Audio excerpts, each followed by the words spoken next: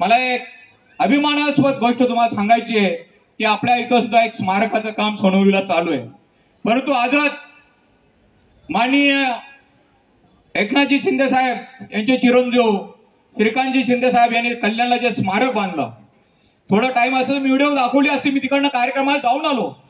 त्या ठिकाणी त्यांनी एक स्मारकामध्ये आवर्जून आपण सर्वांनी कल्याणचं स्मारक जाऊन बघा, एक ज्ञानसाधना केंद्र त्या ठिकाणी त्यांनी उभारलेले.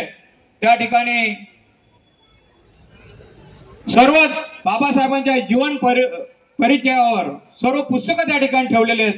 डिजिटल कॉम्प्युटराइज माहिती त्या ठिकाणी ठेवलेलं आहे.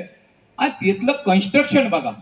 मी आता सुधाकर रावांना सांगणार होतो की तुम्ही जरा थांबा, मी बोलणार आहे, कारण तुम्हाला माहिती आहे मी गुरगुरल्याशिवाय झोपत नाही.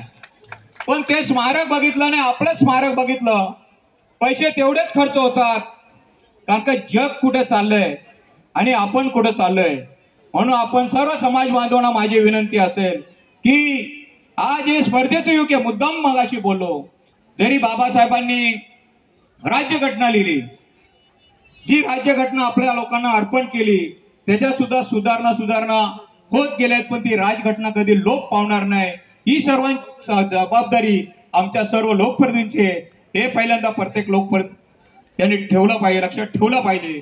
तुम्ही खरोखरच ते जर स्मारक बघितलं आणि आपलं स्मारक बघितलं तर मला वाटतं आपण कुठेतरी अजून वर्धा बिर्धा या ठिकाणी आहोत, कारण का आपण मुंबईपासून 60-65 किलोमीटरच्या अंतरावर आहोत.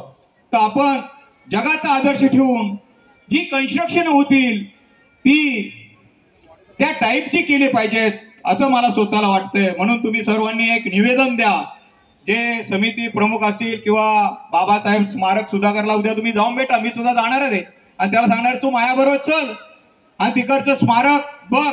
तसंच स्मारक त्या ठिकाणी तुम्ही करा. तुम्हाला नसेल जमत तर आमच्या ताब्यात द्या.